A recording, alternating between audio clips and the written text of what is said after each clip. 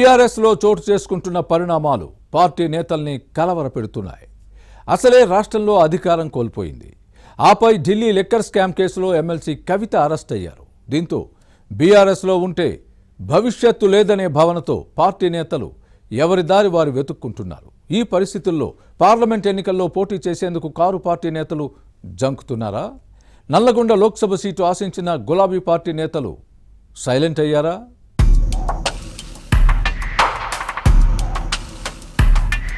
నల్గొండ జిల్లాలో బీఆర్ఎస్ టీలా పడింది. ఈ పార్లమెంటు సీటు కోసం మొన్నటి వరకు పోటీ పడిన నేతలు ఇప్పుడు సైలెంట్ అయ్యారు. అసెంబ్లీ ఎన్నికల్లో అధికారం కోల్పోయింది.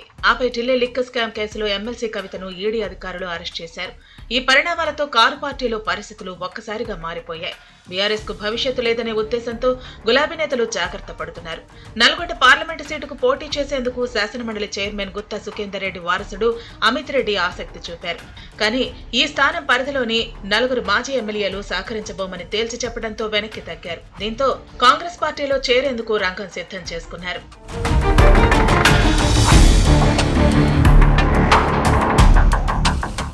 ఇక బీఆర్ఎస్ మాజీ ఎమ్మెల్సీ తేరా చిన్నపరెడ్డి నల్గొండ పార్లమెంటు స్థానం నుంచి బరిలో దిగాలని భావించారు. కానీ ఆ తర్వాత మనసు మార్చుకున్నారట.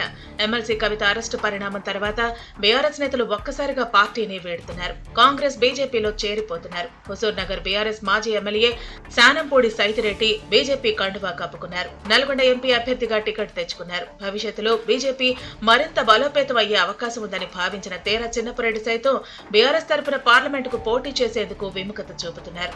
బీజేపీలోకి చేరితే బాగుంటుందని అనుచరుల సూచనతో ఆ దిశగా ప్రయత్నాలు చేశారట. ఈ విషయాన్ని బీజేపీ రాష్ట్ర నాయకత్వం దృష్టికి తీసుకువెళ్లిన సానుకూల స్పందన రాలేదని సమాచారం. తన చేరికను ఎంపీ సీటుతో ముడిపెట్టడంతో చిన్నపరెడ్డి ప్రయత్నం ఫలించలేదని చెబుతున్నారు. పార్టీ బహిరంగ సభలో ప్రధాని మోదీ సైతిరెడ్డిని బీజేపీ అభ్యర్థిగా పరిచయం చేశారు. దీంతో ఇక టికెట్ మార్పు ఉండదన్న ప్రచారంతో బీజేపీలో చేరాలనే ప్రయత్నాలను విరమించుకున్నారట.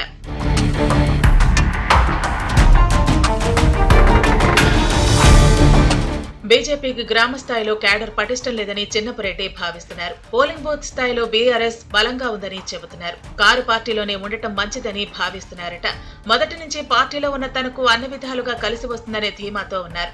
ఇక గుత్తా అమిత్ రెడ్డి తేరా చిన్నపరెడ్డి బీఆర్ఎస్ కు సైడ్ అవుతున్నట్లు ప్రచారం జరిగిన సమయంలో మాజీ మంత్రి జగదీష్ రెడ్డి సూచనలతో కంచర్ల కృష్ణారెడ్డి పేరు తెరపైకి వచ్చింది. టికెట్ విషయం గులాబీ బాస్ కేసీఆర్ దృష్టికి తీసుకువెళ్లినట్టు సమాచారం. నల్గొండ పార్లమెంటు సీటుకు కంచర్ల కృష్ణారెడ్డి పేరు పార్టీ నాయకత్వం పరిశీలనలో ఉంది. ఈ నేత నల్గొండ మాజీ ఎమ్మెల్యే కంచర్ల భూపాల్ రెడ్డి సోదరుడు. కృష్ణారెడ్డికి ఎంపీ టికెట్ దాదాపు ఫైనల్ అయినట్టు ప్రచారం జరిగింది.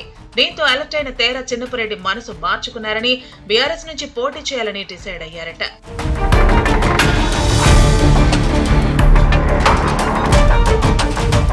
మొత్తానికి పార్లమెంటు ఎన్నికల ముందు కవిత అరెస్టుతో బీఆర్ఎస్ నాయకులు అభద్రతా భావానికి గురవుతున్నారు.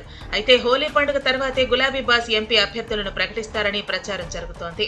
ఈ పరిస్థితులను గమనించిన కేసీఆర్ నల్గొండ ఎంపీ అభ్యర్థిగా ఎవరికి అవకాశం ఇస్తారో చూడాలి మరి.